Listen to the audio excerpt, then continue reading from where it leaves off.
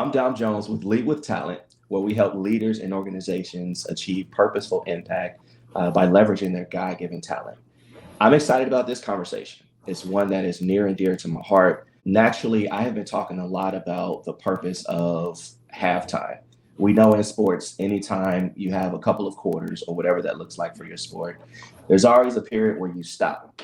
And that stop is very intentional. You use it for rest, relaxation, adjustment, recalibration, all those things. So today we're going to be talking about how to use halftime to assess, stop, discuss where you're at, and then drive the performance in a healthy way for you as a leader and for your organization. I think we forgot the master herself, like here to talk to us about the topic. This individual is an amazing human being, number one, but is also one of the sharpest, thoughtful, and most intentional HR business partners that I have personally worked with.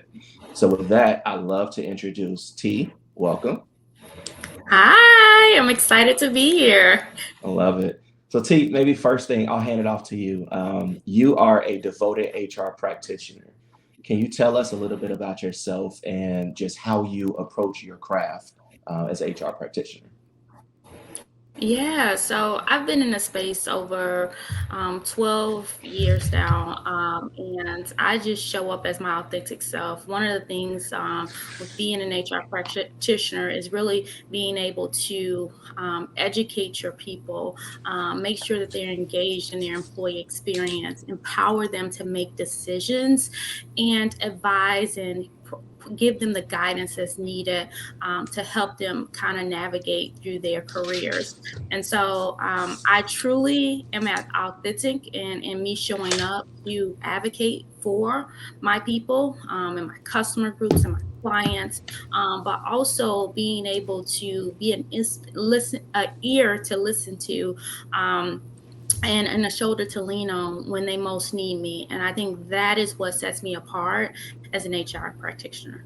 For those who, when they hear HR business partner, they could think a lot of different things. From your perspective, how would you articulate what you do as an HR business partner? Yeah, so most people feel like or know that an HR business partner is generally someone who is a liaison between the business and HR to help set strategic priorities with the organization. However, the other side of that is to be able to educate your employees around policies, processes, and procedures, equip them with the resources that they need to be successful in their role, engage and make sure that they're engaged in their employee experience or employee journey, and also, elevate them to be able to grow within their career, whether that's moving throughout the enterprise, going to do something new, starting a new career opportunity, and helping them own their own career.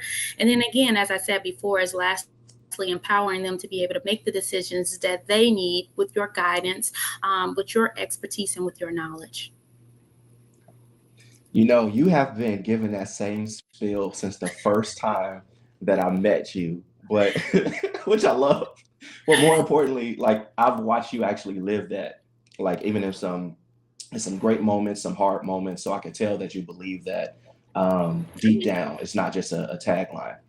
Um, so, to the topic at hand, we're around the halfway mark of the annual calendar. What should leaders who really care about driving healthy, high performing teams be thinking about as they approach this specific time of the year? Yeah. Believe it or not, this is one of my favorite times of year. Anytime you get to give your employees feedback on their year to date performance and check in on them is ultimately the goal that you want to make sure that you're building a dialogue. What I say most often is people and leaders need to understand this is a two-way conversation. This is not just a conversation for you to provide feedback and for your employee to listen. So just as they are just as you are preparing, you want them to prepare. So there may be some things that I say as you start to think about the conversation and assess, look at your employee self summary or look back on all the things that they've done in the last 6 months. So from January to now, try not to play old tapes and go back past this time because we're really just focused on their performance over the last 6 months up to year to date. And so really you want to start the conversation off by giving them their accolades. Really, whatever accolades you've received from their peers, whatever accolades you've received from business partners, whatever accolades you've received from other customer groups, external customers, you want to start by showering them with all the things that they've done well so far within the last 6 months. And you want to hone in on how they've met their priorities or just the objectives for year to date.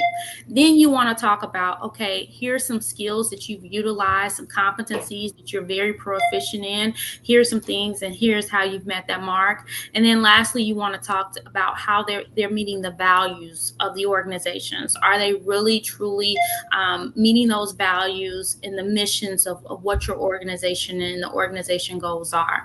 And once you've done all that, I think it's setting the stage to set the conversation on and say, there's always improvement for these areas, and here's some things that I want you to work towards the end of the year.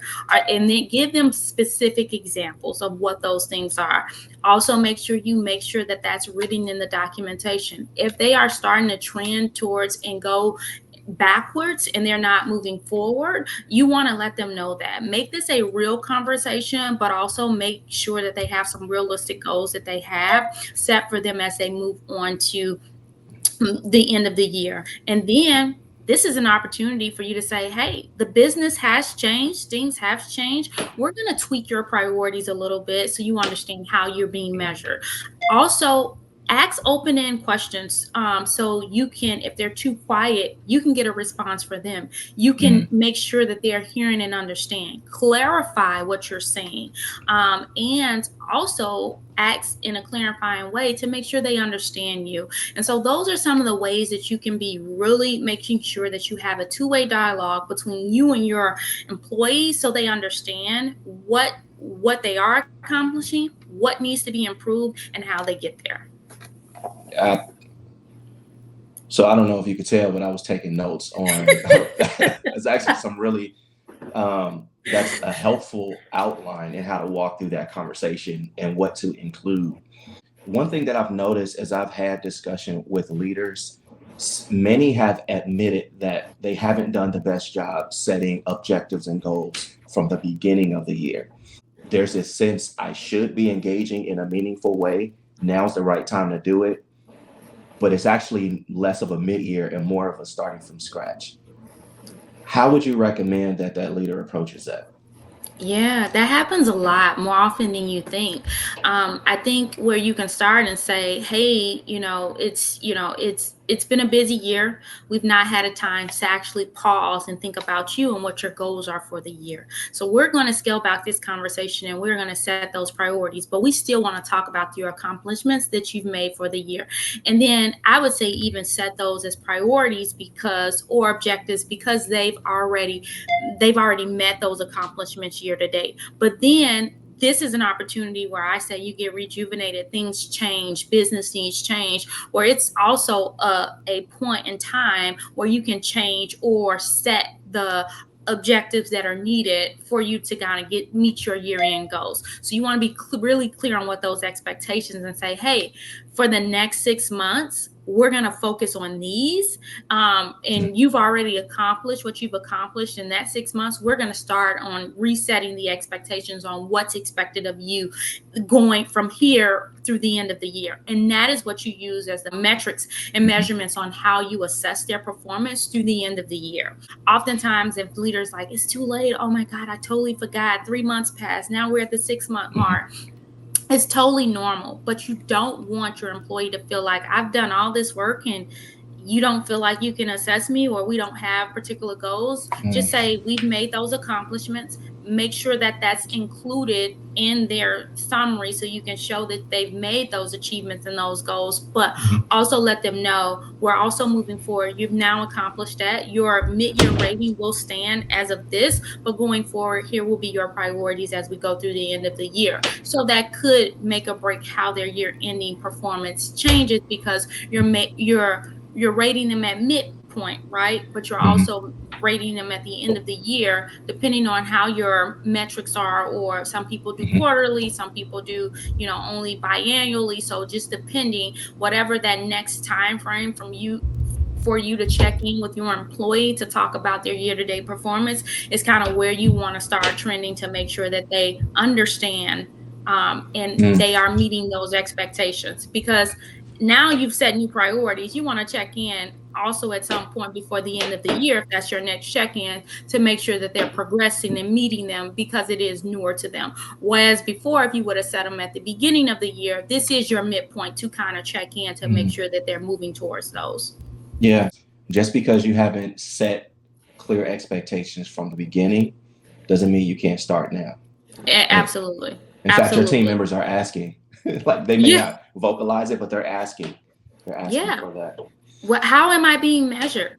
What does that look like? Mm, What does exceeding expectation look like? What does an meet expectation look like? And mm, if you're telling me that I need to improve, what does that look like? And how are you holding me accountable towards that? You mm, need the answers to those. So start thinking about what good looks like and what it does not look like. So you can be able to say, okay, this is how you're being measured, and this is how I'm going to measure your colleagues. You mm. know what stellar performance looks like on your team, and you know what it doesn't look like. So you want to make sure you're having that clear, concrete conversation with them so they can start trending towards whatever it is of meeting the expectations and the needs for their Mhm. role. Love that. I love that. So we have been talking primarily from the perspective of a leader preparing for this discussion and then having it with a team member. But I've also seen you as an advocate for having that conversation upward. So let's think about the leader. I'm not having it for my team members, but I'm also engaging with my leader, knowing that I'm responsible for a team, I'm responsible for a function.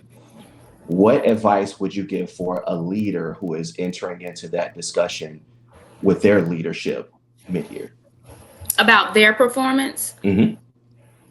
yeah, I think you take the same approach, right? If you're a leader, and you're a leader have not set expectations for you to cascade down to your leader. I think you come prepared with, here's some things that I think could look feasible as objectives for us to meet over the next year.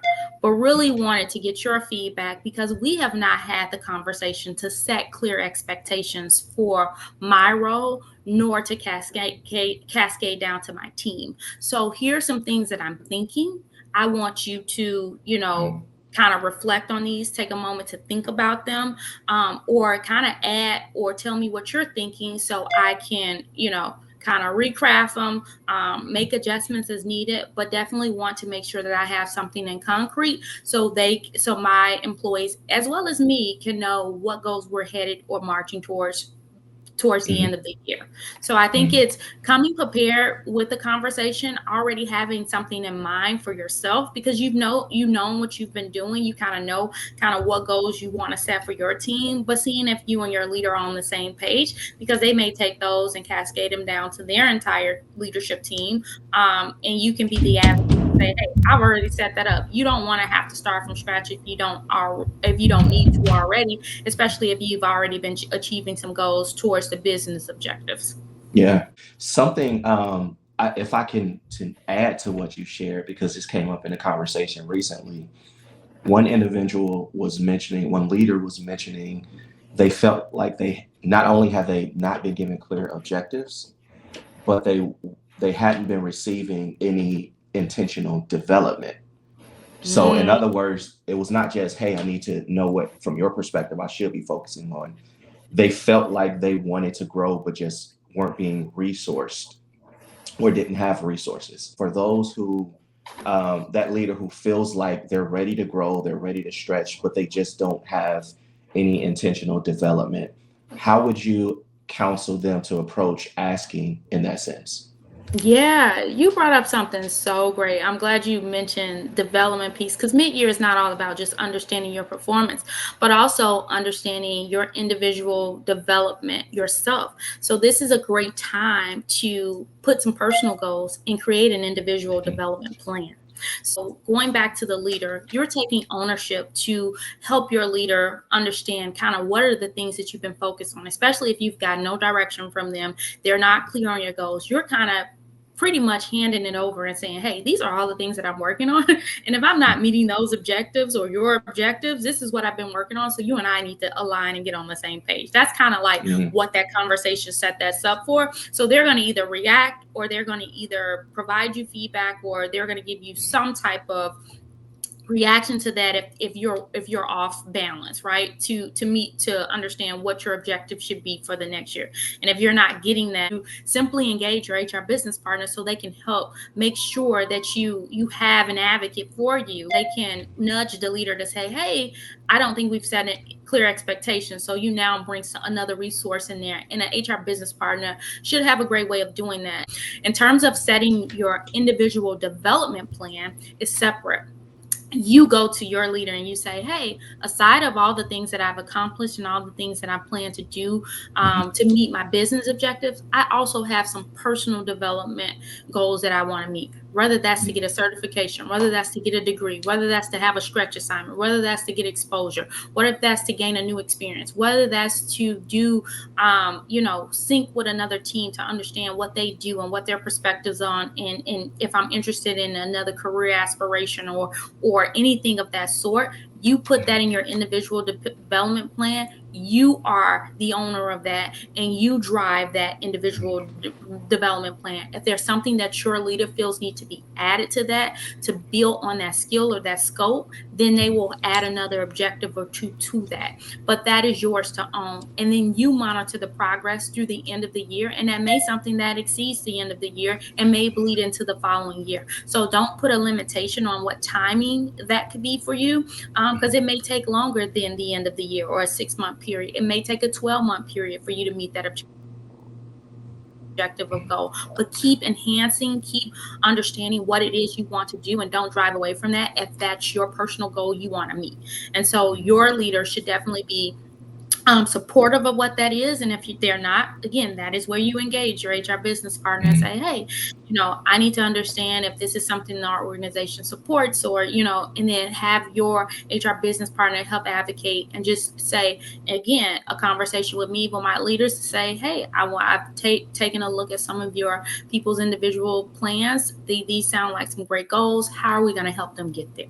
Yeah. Do we have a concrete plan? What is our plan? What's our budget looking like? All of those things of that sort, so they can truly understand that someone else is helping, is invested in making sure that this plan goes through smoothly. And we Mhm. want to achieve these goals and not just have them sit by the wayside.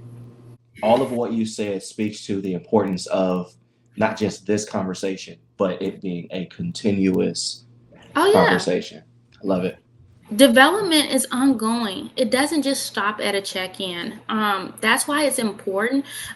What I also failed to mention is it's also important to make sure that you're having a conversation frequently. That can be one-on-one discussions. That could be just checking in on your employees. Like, this should not be a surprise to them, especially if you're going to be rating them as underperforming or not performing well. You want to ensure that that you've had that conversation, that you've given them the right coaching, that you've intervened or engaged then HR business partners if you needed that support. But this shouldn't be their first time. So when you come to them to tell them your overall, as a result, your overall rating is you did not meet expectations, that should not be a shock to them. The conversation should then be from the employee, how can I get to start meeting those expectations? Mhm. And you should outline to them what those goals. If someone's hearing that for the first time, that means they've not received the coaching.